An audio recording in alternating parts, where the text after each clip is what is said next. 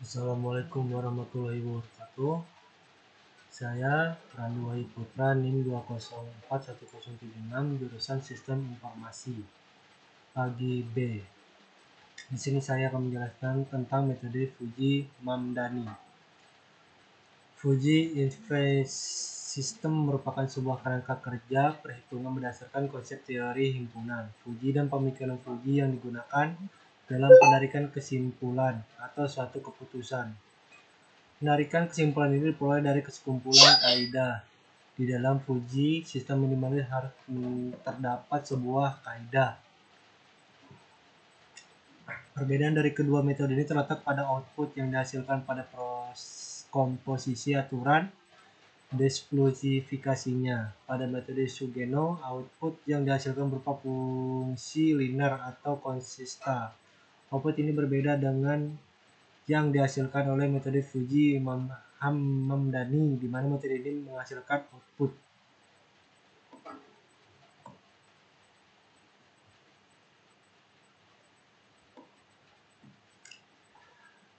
Metode Mamdani merupakan salah satu bagian dari Fujii Inference System yang berguna untuk penarikan kesimpulan atau suatu keputusan terbaik dalam permasalahan yang tidak pasti. Metode Fujii-Mamdani memperkenalkan oleh Ibrahim Hamdani pada tahun 1975. Metode Fujii-Mamdani dalam prosesnya menggunakan kaidah-kaidah linguistik dan memiliki algoritma Fujii yang dapat dianalisis secara matematika sehingga lebih mudah dipahami.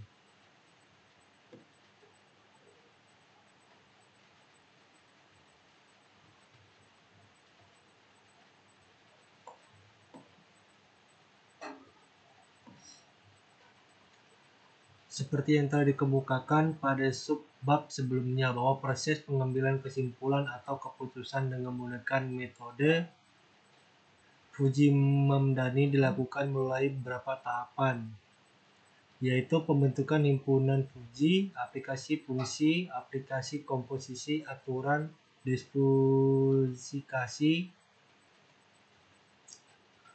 Tahap pertama dari prosedur metode Fujii-Mamdani adalah pembentukan himpunan Fujii atau dikenal pula dengan istilah fijikasi. Fijikasi merupakan proses yang dilakukan dengan mengintroformasi input himpunan ke dalam himpunan Fujii.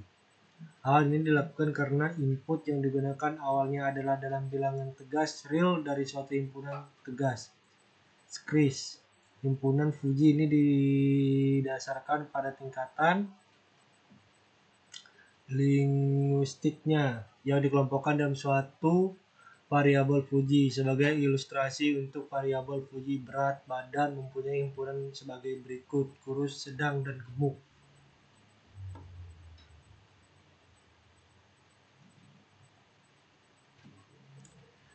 Misalnya, suatu perusahaan akan memproduksi suatu produksi minuman A. Berdasarkan data 1 tahun terakhir, permintaan konsumen terbesar mencapai 5.000 botol per hari dan permintaan konsumen terkecil mencapai 1.000 botol per hari. Persediaan barang di gudang penyimpanan terbanyak mencapai 600 botol per hari dan terkecil mencapai 100 botol per hari. Perusahaan ini hanya mampu memproduksi barang maksimum 7.000 botol per hari dan untuk efisien mesin dan SDM, perusahaan harus memproduksi setidaknya 2.000 botol per hari. Berapa botol minuman A yang harus diproduksi apabila jumlah permintaan konsumen adalah 4.000 botol dan persediaan gudang masih 3.000 botol? Berdasarkan penjelasan ilustrasi kasus 321, akan dilakukan penentuan keputusan banyaknya botol minuman A yang harus diproduksi. Variabel Fujii yang digunakan adalah permintaan, persediaan, dan produksi.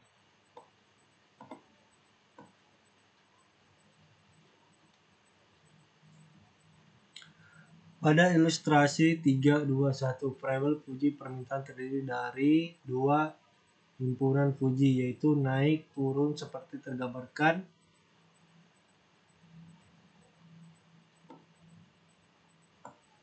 dengan fungsi keanggotaan sebagai berikut.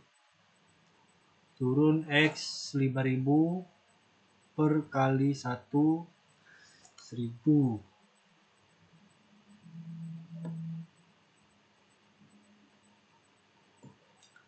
Nah, diketahui bahwa jumlah permintaan konsumen dalam 4000 botol, maka diperoleh nilai keanggotaannya adalah sebagai berikut.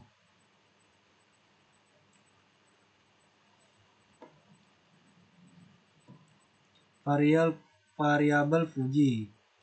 Pada ilustrasi kasus 321, variabel Fuji persediaan terdiri dari dua himpunan Fuji, yaitu sedikit dan banyak seperti yang tergambarkan pada gambar berikut ini.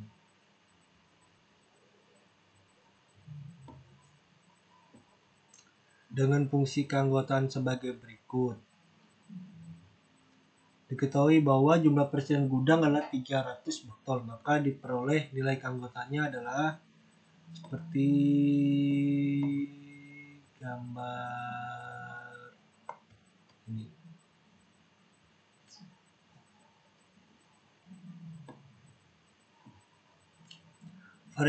Variabel Fuji memproduksi pada ilustrasi kasus 31. Variabel Fuji persediaan terdiri dua himpunan Fuji, yaitu yang berkurang dan bertambah seperti tergambar di sini.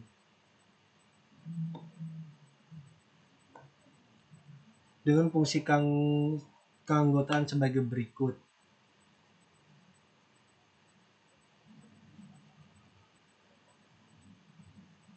Tahap kedua prosedur metode Fuji Hamdani adalah penerapan fungsi implikasi. Fungsi implikasi merupakan struktur logika yang terdiri dari atas kumpulan premis dan satu konklusi. Fungsi implikasi berguna untuk mengetahui hubungan antara premis dan konklusinya.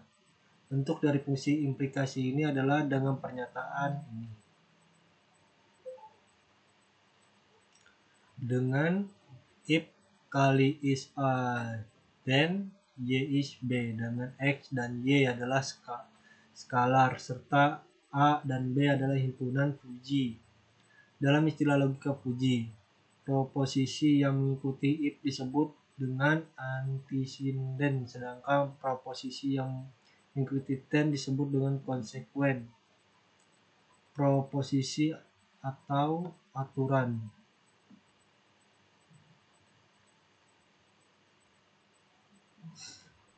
Proposisi atau aturan Fuji ini dapat diperluas dengan menggunakan penghubung Fuji and interaksi. Menurut Chen dan Pem 2001, secara umum aturan Fuji memiliki bentuk if X1 is A1 and X2 is A2 and X n is A_n dan Y is B, di mana banyaknya n ditentukan berdasarkan jumlah dari variabel input Fuji yang digunakan. Suatu proposisi yang digunakan untuk pembentukan keputusan atau menghasilkan output dari proposisi yang telah ditentukan. Penentuan proposisi ini berbentuk berdasarkan kriteria yang telah ditentukan dengan penilaian yang sesuai dengan objek dan berdasarkan fakta yang diketahui. Setelah terbentuknya proposisi, selanjutnya adalah menentukan nilai keanggotaan berdasarkan aturan Fuji yang telah dibentuk menggunakan fungsi implikasi. Pada fungsi implikasi, means digunakan operator and atau interaksi. Menurut Chen dan Pem 2001, nilai anggotaan sebagai hasil dari operasi dua himpunan atau lebih. Fungsi implikasi didefinisikan sebagai berikut.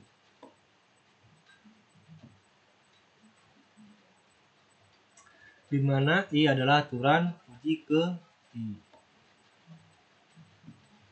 Berdasarkan ilustrasi 321, proses selanjutnya akan menentukan aplikasi fungsi implikasi. Terdapat 4 aturan fungsi implikasi pada metode Fuji Hamdani, yaitu if permintaan turun and persediaan banyak dan produksi barang dan berkurang. R2, if permintaan turun N, persediaan sedikit, dan produksi barang berkurang. R3, if permintaan naik N, persediaan barang, dan produksi barang bertambah. If permintaan naik N, persediaan sedikit, dan produksi barang bertambah.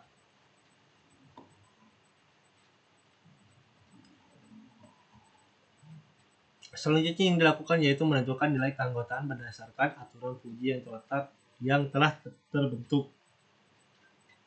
R1, permintaan turun N, persediaan banyak dan produksi barang berkurang. A, predikat penentuan terbanyak.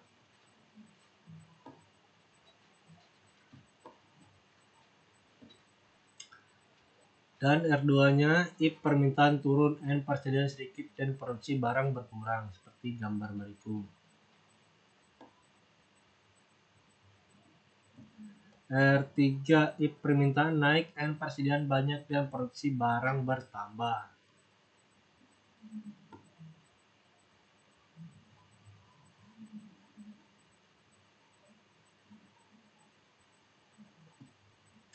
Dan R4-nya, if permintaan naik N, persediaan sedikit dan produksi barang bertambah.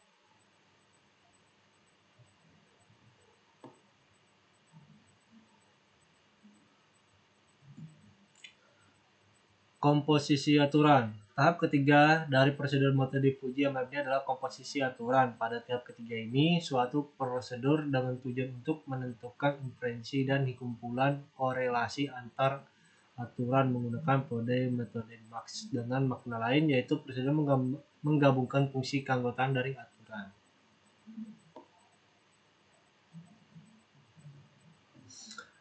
Aplikasi fungsi implikasi.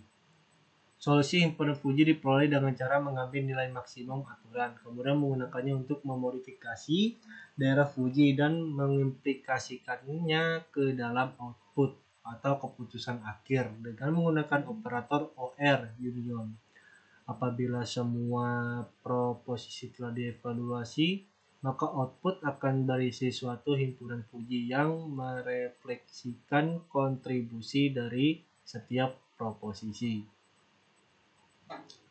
Menurut Ade Lahsana 2010, proses penggabungan fungsi keanggotaan dengan menggunakan metode Max dilakukan dengan menggunakan perumusan seperti di bawah.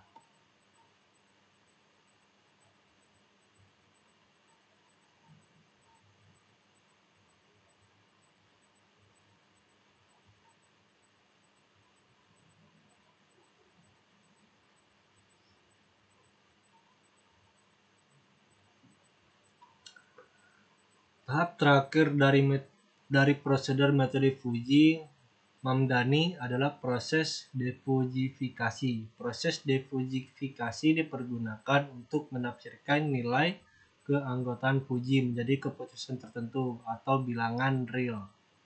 Hal ini berarti mengembangkan nilai besaran Fuji menjadi nilai script bilangan real dan mengubah Fuji output menjadi nilai script berdasarkan fungsi keanggotaan yang telah ditentukan. Proses defujifikasi ini perlu dilakukan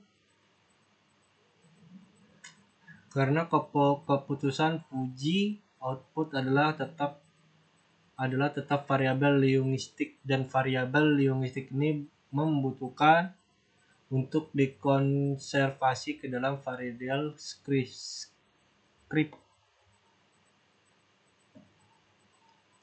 Input dari langkah defujifikasi ini adalah himpunan Fuji yang diperoleh dari komposisi aturan Fuji, sedangkan output suatu bilangan pada domain himpunan Fuji tersebut. Oleh karena itu, apabila diketahui suatu himpunan Fuji dalam suatu rank tertentu, maka harus dapat diperoleh suatu nilai script bilangan real tertentu sebagai output dan hasil keputusannya. Metode yang dipergunakan dalam proses defujifikasi ini adalah defujifikasi dengan metode controid atau titik pusat. Metode ini memperhatikan kondisi setiap daerah Fujinya sehingga menghasilkan hasil yang lebih akurat. Metode controid yaitu metode di mana semua daerah Fuji dan dari hasil komposisi aturan digabungkan dengan tujuan untuk membentuk hasil optimal dan mengambil titik pusat daerah Fuji. Prosedur defujifikasi ini dengan menggunakan metode kontroid, yaitu menentukan momen, menentukan luas, dan menentukan titik pusat. Menurut Ross di 2010, proses dalam menentukan titik pusat daerah Fuji dilakukan dengan menggunakan perumusan seperti gambar di bawah ini. Dengan Z menetapkan nilai hasil defujifikasi titik pusat daerah Fuji, menyatakan nilai keanggotaan, dan menyatakan momen untuk semua daerah hasil komposisi aturan. Luas untuk setiap daerah hasil komposisi aturan dapat diperoleh dengan cara mencari luas berdasarkan bentuk dari masing-masing daerah komposisi aturannya, atau dapat pula dengan menggunakan integral, yaitu nilai Z merupakan nilai hasil dari defujifikasi. Nilai ini merupakan hasil dari keputusan akhir dan disesuaikan dengan variabel linguistik dari himpunan Fuji yang telah ditentukan pada proses awal, yaitu pembentukan Fuji. Berikut ini adalah ilustrasi proses defujifikasi. Misalkan terdapat daerah Fuji dari hasil proses komposisi aturan, yaitu daerah Fuji 1, daerah Fuji 2, dan daerah Fuji 3. Dari ketiga daerah Fuji tersebut digabungkan digunakan proses defujifikasi agar menghasilkan nilai keputusan akhir sebagai berikut.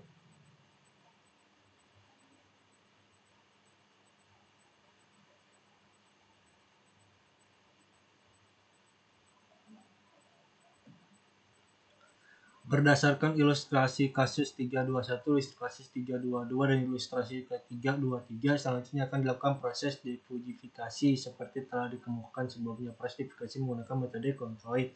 Untuk menilaikan CRISP J dilakukan dengan membagi daerah menjadi 3 bagian, yaitu D1, D2, dan D3, dengan luas masing-masing adalah A1, A2, dan A3, serta momen terhadap nilai keanggotaan masing-masing adalah M1, M2, dan M3. Untuk lebih jelasnya dapat dilihat pada gambar di bawah ini.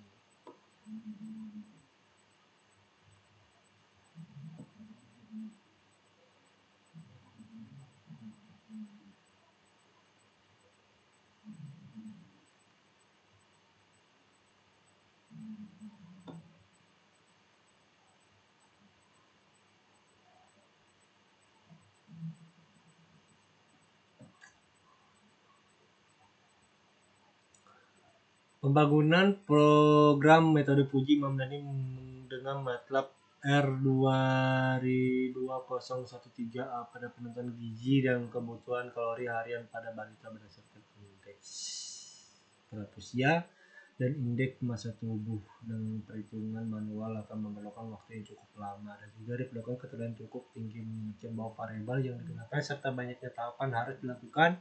Dalam hal ini, keberadaan suatu program metode sangat bermanfaat. Karena itu, subbab 3.3 ada membahas mengenai program aplikasi yang menentukan gizi dan kebutuhan kalori harian pada balita berdasarkan indeks antropometri berat badan terhadap usia dan indeks massa tubuh. Program yang dibangun terdiri dari dua program, yaitu program penentuan status gizi dan kebutuhan kalori yang hariannya pada balita 1 dan program penentuan gizi dan kebutuhan kalori pada balita 2.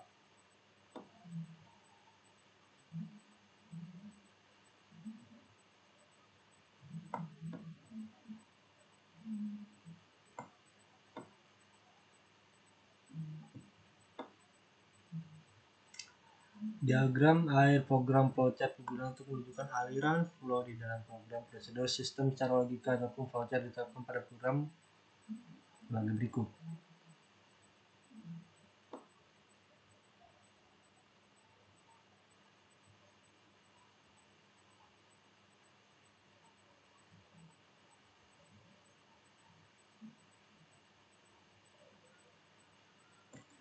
Mungkin sekian dulu video dari saya. Terima kasih sudah menyimak dari penjelasan saya. Saya pamit. Assalamualaikum warahmatullahi wabarakatuh.